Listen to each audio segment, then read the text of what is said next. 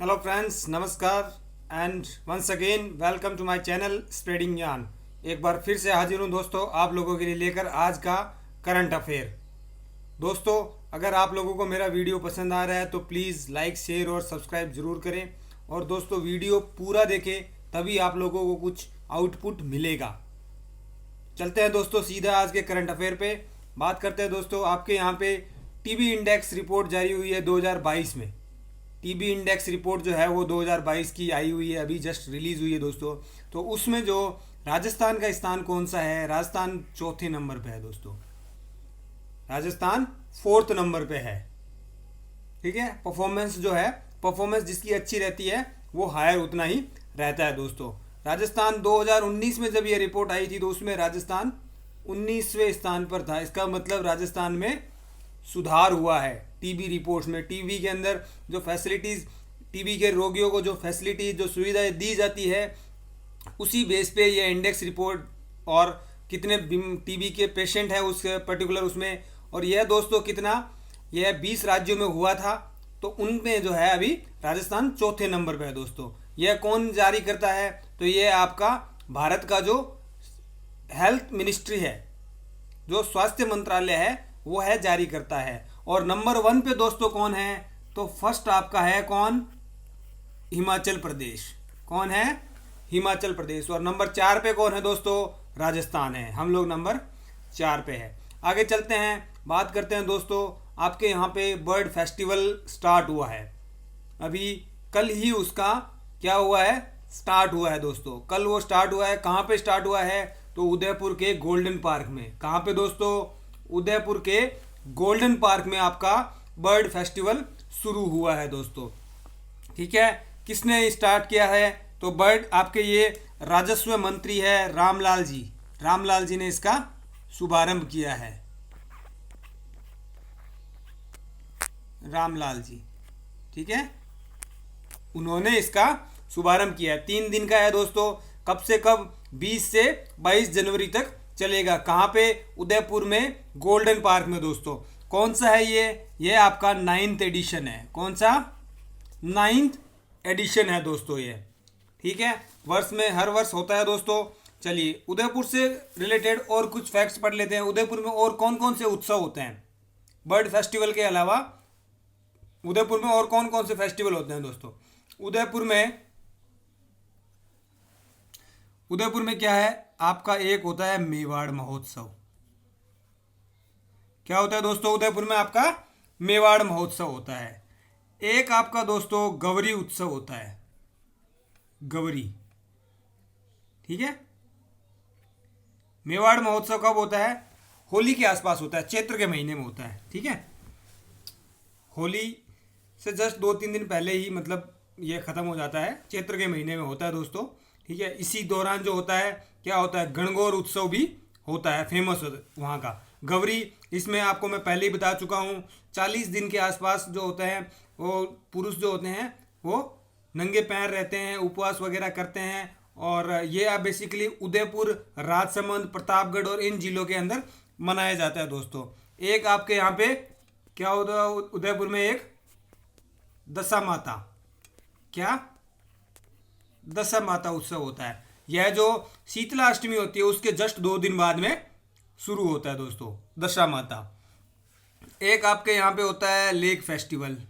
क्या होता है, लेक फेस्टिवल। ये आपको वैसे याद रहेगा क्योंकि झीलों की नगरी उदयपुरी है ना।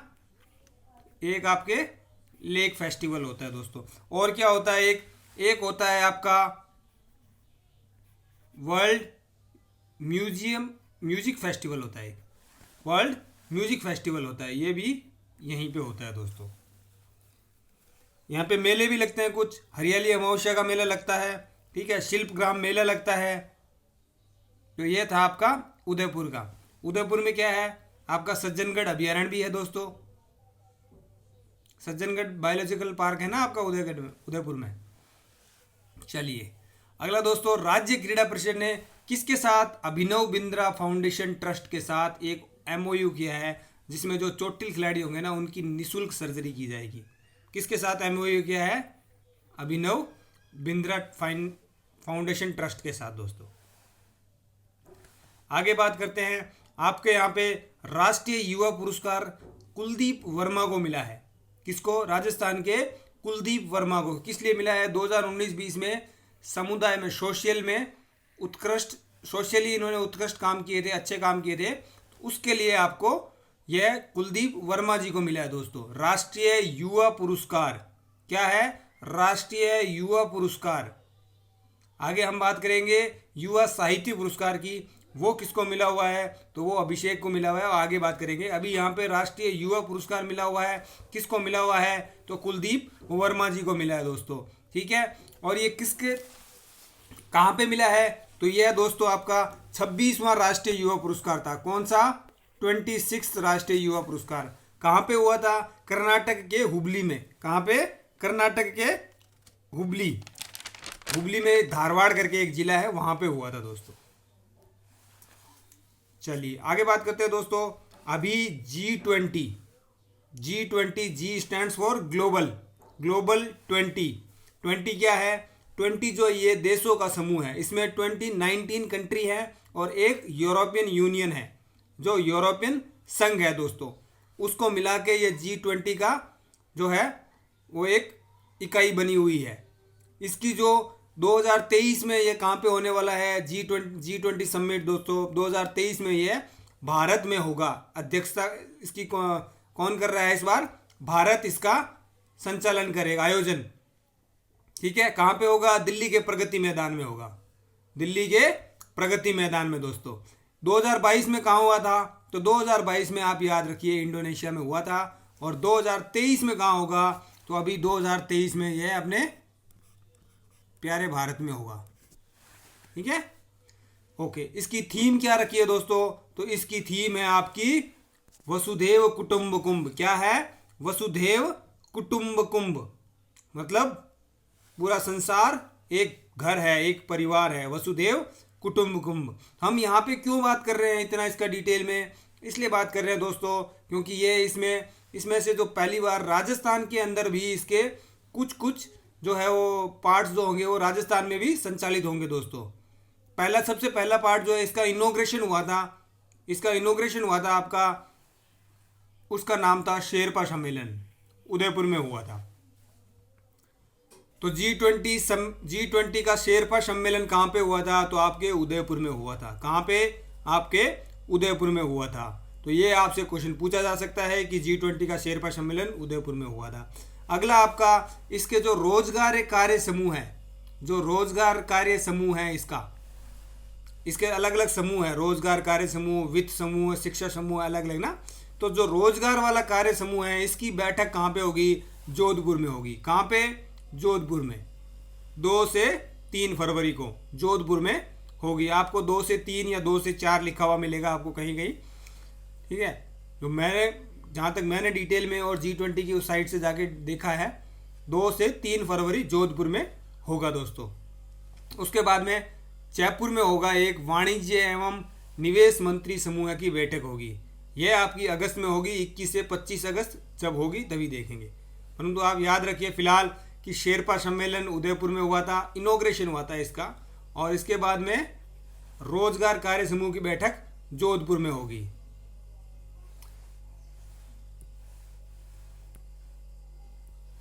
आगे बात करते हैं, एक बुक है मेवाड़ पुनर्खोज, मेवाड़ पुनर्खोज। उसके राइटर कौन है? डॉक्टर संदीप पुरोहित। इसका विमोचन अभी आपके सीपी जोशी जी ने किया है। किसने किया है? सीपी जोशी जी ने इसका विमोचन किया है। सीपी जोशी जी आप सभी को पता है राजस्थान विधानसभा के अध्यक्ष है, अभी वर्तमान में जो विधानसभा है उसके अध्यक्ष है दोस्तों, ठीक है। तो ये इतना याद रखिए, मेवाड़ पुनर्खोज, डॉक्टर संदीप पुरोहित दोस्तों। कौन? डॉक्टर संदीप पुरोहित। आगे चलते हैं, बात करते हैं कन्हैयालाल सेठिया अवार्ड 2023। कौन सा है ये? 8वां संस्करण है, ये 8th है, ठीक है। 2016 से शुरू हुआ था। कौन देता है ये? तो ये आपके देते हैं जयपुर लिटरेचर जो फेस्टिवल है उसमें ये आपके दिया जाता है। इस बार किसको दिया गया है? तो इस बार दिया गया है के सच्चिदानंद को। के सच्चिदानंद। ठीक है दोस्तों, के सच्चिदानंद। कोयम्बरम कुछ नाम है इनका। कहाँ के हैं ये? तो ये बेसिकली केरला के हैं। कहाँ के हैं? केरल के हैं दोस्तों। इंग्लिश और मलयालम में पोइट्री लिखते हैं। हालांकि इनकी पोइट्रीज को अदर लैंग्वेज में भी ट्रांसलेट किया जाता है, बट ये बेसिक जो इनका है, जो लैंग्वेज है इनकी, वो इंग्लिश और मलयालम में यह पोइट्री लिखते हैं दोस्तों। बात करते हैं दोस्तों, कन्हैयालाल सेठिया जी कौन थे? आप सबको पता है कन्हैयालाल सेठिया जी के बारे में। आई थिंक कोई ऐसा नहीं होगा जिसको नहीं पता होगा। पद्मश्री इनको मिला हुआ है। ठीक है, धरती धोरारी इन्होंने लिखी थी। ठीक है, इनकी जो बुक्स है कौन कौन सी है? मिंजर है ना, मिंजर है इनकी, लील टांस है इनकी, धरती धोरारी है इनकी। ठीक है, मायड्रो हेलो, मायड्रो हेलो। उसके बाद में पीथड़ और पाथड़ और पीथड़, पाथड़ और पीथड़। ठीक है, तो ये सारी फेमस बुक है इनकी। पाथड़ और पीथड़ में पाथड़ कौन है? महाराणा प्रताप जी हैं। और पीथड़ कौन है? तो आपके पृथ्वीराज चौहान है दोस्तों। ठीक है, ये तो आपने सुना ही होगा, सुना होगा ना। जद घासरी रोटी भी वन मिलावड़ो ले भाग्यो, है ना, न सो अमरियो सो तो देख राणारो सोयो मान जाग्यो। ये बहुत ही वो है, सुना है कि नहीं सुना है? वीर रस की कविता है दोस्तों ये, और इसको देख के हर एक का जो है वो जमीर हिल जाता है। मतलब इतनी वो अच्छे से लिखी हुई कविता है ये। ठीक है, और हूँ लड़ियो घणो हूँ सयो घणो मेवाड़ी मान बचावण ने, हूँ लाज नहीं राखी वन में रण में बेरियारी खात खिंडावण ने, जद याद करूँ हल्दी घाटी नैना में रक्त उतर आवे, सुख दुख रो साथी चेतकड़ो सीने में हुक जगा जावे। बेसिकली इसमें क्या होता है, महाराणा प्रताप जी जो है, जब उनके जो छोटा सा अमर सिंह होता है उसके हाथ से जब वन बिलावड़ा घास की रोटी भी लेके भाग जाता है, तो वो अपने दिनों को याद करते हैं। और फिर उनके अंदर का जो है पिता जागता है, फिर वो अकबर को एक पत्र लिखते हैं। फिर अकबर उस पत्र लिख के बड़ा पढ़ के बड़ा खुश होता है, और वो फिर जो पीथड़ होता है, जो पृथ्वीराज होता है वहाँ पे, उसको वहाँ पे बुलाता है और उसको सुनाता है काफ़ी। तो वो फिर बोलता है कि एक बार मैं कंफर्म करूँगा कि ये महाराणा प्रताप ने लिखी है। तो फिर वो महाराणा प्रताप वो एक पत्र लिखता है वापस, और उस पत्र में लिखता है कि मैं क्या सुन रहा हूँ कि जो है क्या बोलते हैं, हाथी जो है अब श्यालरी जिंदगी जिएगा, मैं क्या सुन रहा हूँ अब रजपूती रांड होएगी, ऐसा कुछ करके वो लिखता है। जिसे महाराणा प्रताप पढ़ने के बाद काफ़ी मतलब वापस उसके अंदर का जमीर जाग जाता है, और वो वापस लिखता है कि तलवार जो है वो बैरियों के छाती में ही रहेगी, और कभी भी राजपूत जब तक महाराणा है मेवाड़ की आन नहीं झुकने देगा। तो इस तरह से बहुत ही बढ़िया, कभी पढ़ना आपको दोस्तों। कन्हैयालाल सेठिया जी कहाँ के थे? ये सुजानगढ़ के थे दोस्तों। आपके यहाँ पे 34th फेडरेशन कप हुआ था हैंडबॉल का, उसमें विनर कौन थी? राजस्थान की महिलाएं विनर थी। महिला ग्रुप में, महिला वर्ग में राजस्थान विनर था। किसको हराया था इन्होंने?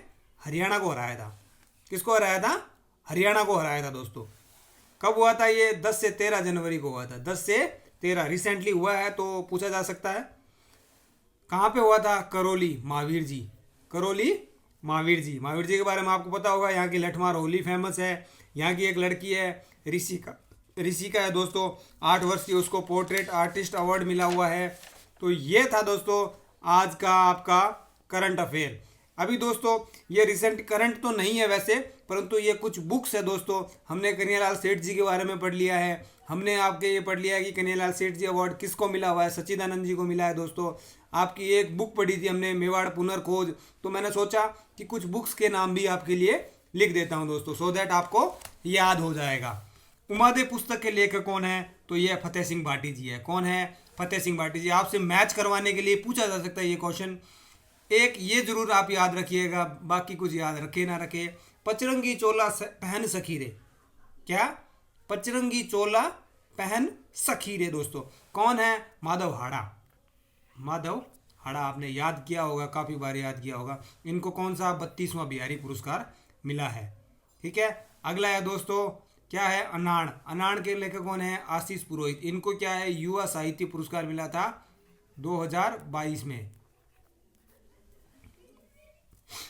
क्या है? युवा साहित्य पुरस्कार। और राष्ट्रीय युवा पुरस्कार किसको मिला था? कुलदीप वर्मा जी को।